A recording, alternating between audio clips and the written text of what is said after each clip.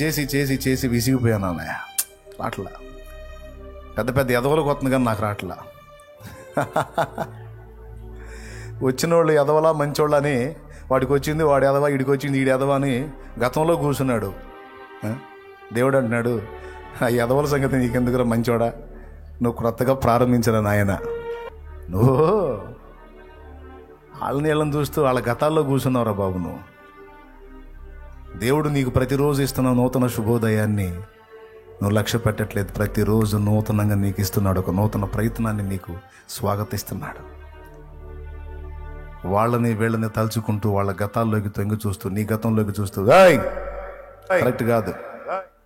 క్రొత్తగా ఆలోచించు, క్రొత్తగా ప్రారంభించు, క్రొత్తగా ప్రయత్నించు. ఒక నూతన ప్రారంభాన్ని మొదలుపెట్టు. నీ సేవకు సంబంధించి, నీ కుటుంబానికి సంబంధించి, నీ పనికి సంబంధించి. ఓకే, ఉద్యోగ ప్రయత్నం విఫలమైందా? ఎంతవరకు విఫలమైందో చూద్దాం, చెయ్యి. ఆఖరి రోజు వరకు చెయ్యి. ఎందుకు జరగదో చూద్దాం కార్యం. నిన్ను పుట్టించినవాడు, నీకంటూ కుటుంబాన్ని ఇచ్చినవాడు, వాళ్ళకి పట్టడు అన్నం పెట్టడానికి నీకు ఒక ఉపాధి చూపించడా? అంత అన్యాయస్తుడా? చూద్దాం ఆ సంగతి కూడా. ఒకవేళ చూపిలేదు, అప్పుడు తగాద వేసుకుందాం దేవుడితో. నీ చేత తగాద వేసుకునేంత అవకాశం ఇస్తాడు నీకు. ఆఖరి నిమిషంలోనైనా అద్భుతం చేసి మలుపు తిప్పగలుగుతాడు ఆయన జీవితాన్ని. నిరీక్షణ పోగొట్టుకోకూడదు, ప్రయత్నాన్ని విరమించకూడదు. రోగం వచ్చింది, వచ్చిన రోగం అలానేనా పోదా? లేదండి, ఇది పోయేది కాదు, ఇది కంపెనీ జబ్బు. వాడి జబ్బు కంటే కూడా కంపెనీ జబ్బు అనేది 38 years. అంతకంటే సీనియారిటీ ఉందా నీకు? మరి అంతకంటే సీనియర్ వా నువ్వు? 38 ఏళ్ళు ఒక దెబ్బలో పోయినే, ఒక మాటలో పోయినే.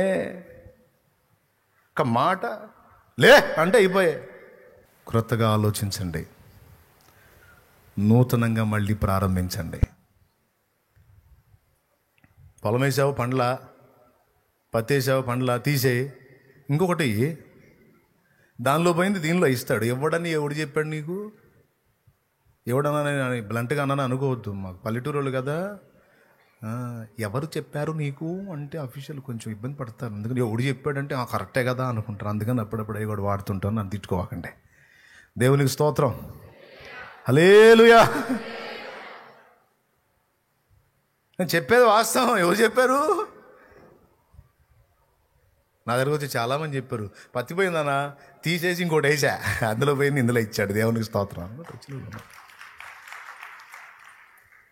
అయిపోయిందా? ఇప్పటికే 50 ఏళ్ళు వచ్చిన ఇంక నేనేం చేస్తానంటారు కొంతమంది. 50 ఏళ్ళు అయిపోతే ఇక అయిపోయింది లైఫ్. మరి 80 ఏళ్ళు అయిపోయినాయి మోషేకి. నీదన్నా 50, 60, 70, మోషేకి 80. ఇంకేం ఉందిలే అన్నాడు. ఆయన కూడా అన్నాడు. దేవుడే ఉన్నాడు, నిజమేనయ్యా ఈ వయసు వచ్చింది ఇంకేం చేస్తావులే సర్దుకో అనలా.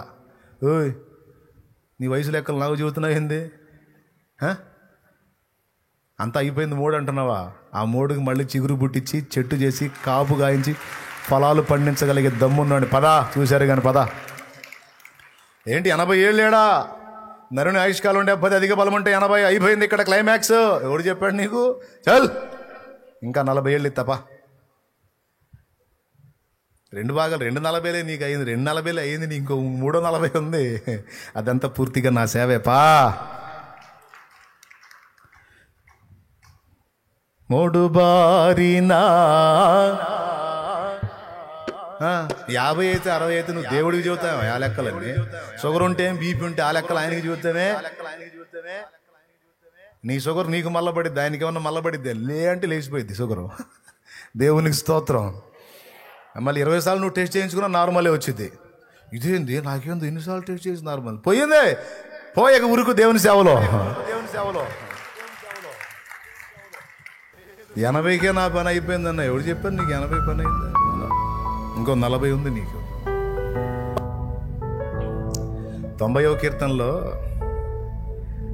నరుని ఆయుష్కాలం 70, అధిక బలం ఉంటే 80 అని రాసింది ఎవరో తెలుసా?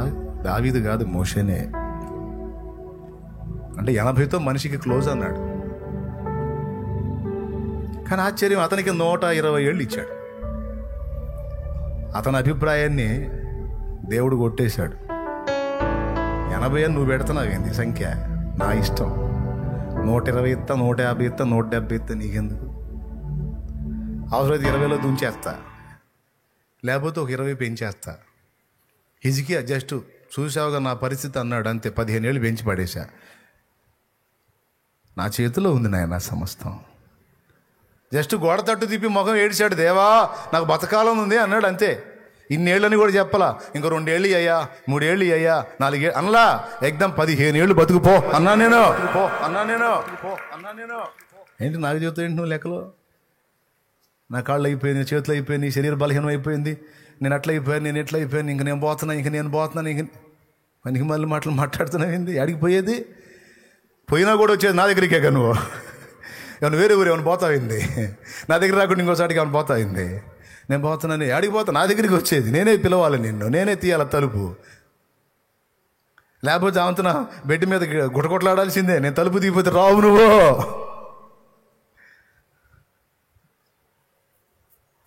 ఎందుకు? అయిపోయింది, చాలా టైం పోగొట్టుకున్నా, చాలా లైఫ్ పోయింది, చాలా టైం పోయింది, ఇంకేం చేసేదిలే అని గతంలో కూర్చునే దరిద్రాన్ని మానుకోమని చెప్తున్నాడు పరిశుద్ధాత్మ ఈరోజు.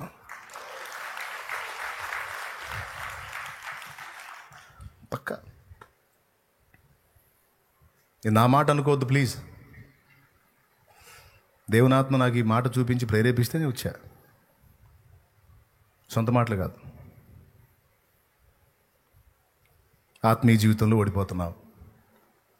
ఓడిపోతే రాజీ పడిపోతావా? పాపంతోనే కూర్చుంటావా?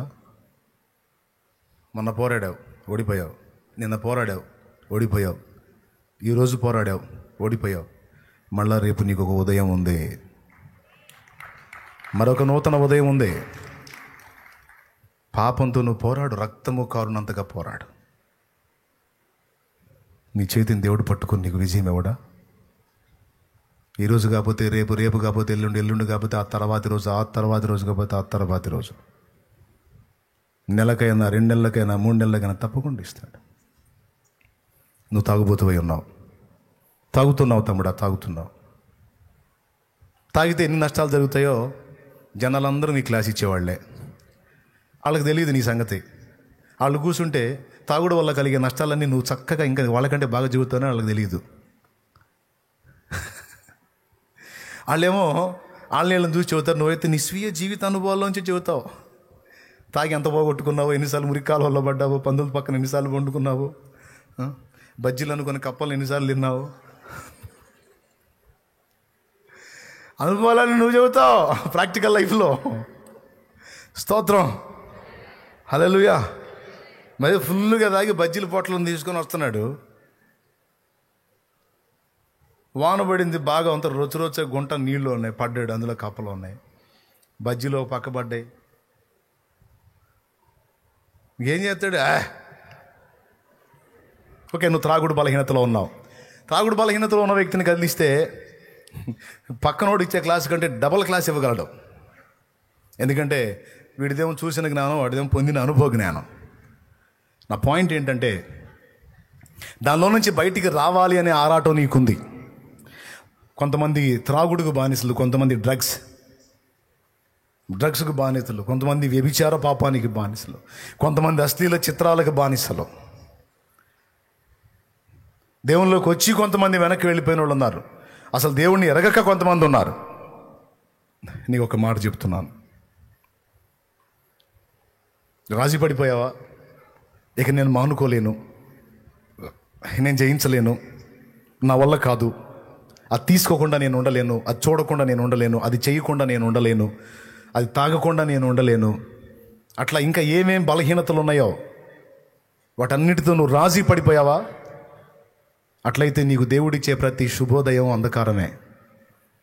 దేవుడు ప్రతి ఉదయం నీకు నూతనంగా ఎందుకు ఇస్తున్నాడంటే, నిన్నటి వరకు తాగావు, ఈరోజు కొంచెం క్రొత్తగా ఆలోచించి ఒక క్రొత్త స్టెప్ తీసుకో, ఇక నుంచి ఒక మలుపు జీవితం తిరిగే అవకాశం ఉంది అని దేవుడు నీతో మాట్లాడుతున్నాడు ప్రతిరోజు. ఏమిటి ఆ నూతన స్టెప్? వదిలే పాత స్నేహాన్ని, వదిలే. జస్ట్ చిన్న నిర్ణయం, పాత ఫ్రెండ్స్ని వదిలే. రా దేవుని సన్నిధికి రా. దేవుని పరిశుద్ధుల సహవాసం, క్రొత్త స్నేహం ఏర్పరచుకో. ఆత్మీయులు చూడు, వాళ్ళతో సహవాసాన్ని ఏర్పరచుకో. సాధ్యమైనంత వరకు దేవుని సన్నిధిలో ఎక్కువ గడుపుతూ ఉండు. బయటికి వెళితే నీ మైండ్ పాడైపోతుందంటే, నీకు విస్తారమైన పని ఉండొచ్చు, మొత్తం పక్కన పెట్టేయి.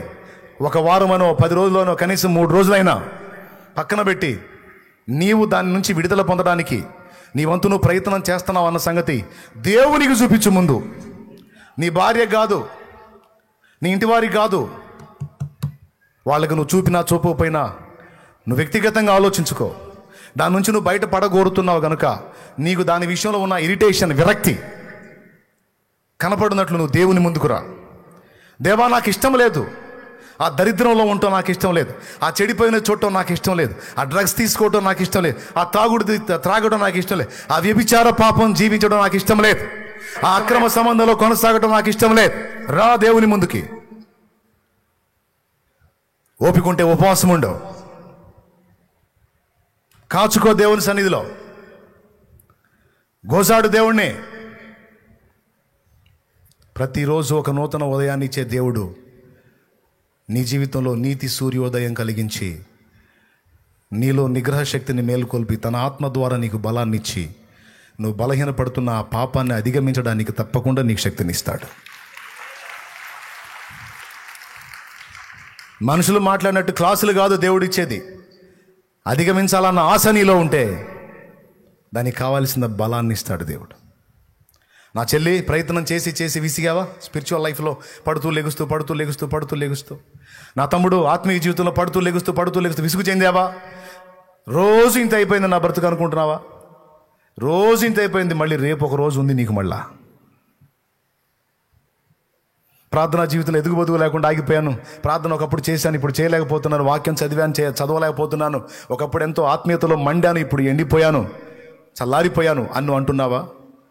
అంటే నువ్వు ఏమన్నా మరణ పడక మీద ఉండి ఈ మాటలు అనుకుంటున్నావా? ఒకవేళ నువ్వు మరణ పడకలో ఉండి కూడా ఈ మాటలు అనుకుంటే అయినా నీకు అవకాశం ఉంది. నువ్వు మరణ పడకలో ఉన్నా సరే నీకు కూడా ఒక సూర్యోదయం ఉంది. మళ్ళీ నీకు కూడా ఒక రోజు పొద్దు పొడుస్తుంది, తెల్లారుతుంది కదా.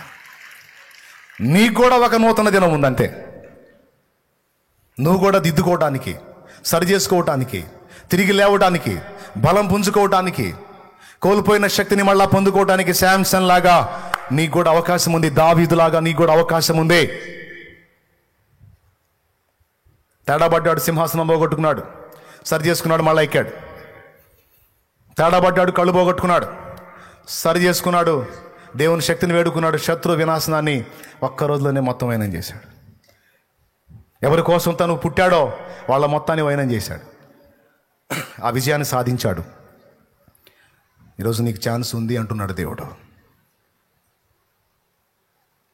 ఇంకేం చెప్పాలి?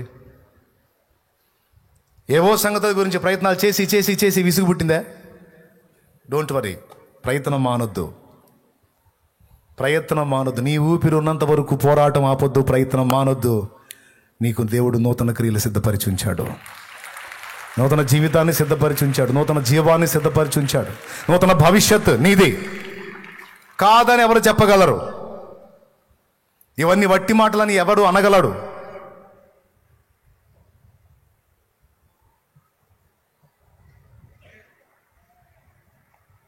మూడైపోయింది నా జీవితం ఎందుకు అనుకుంటున్నట్లా?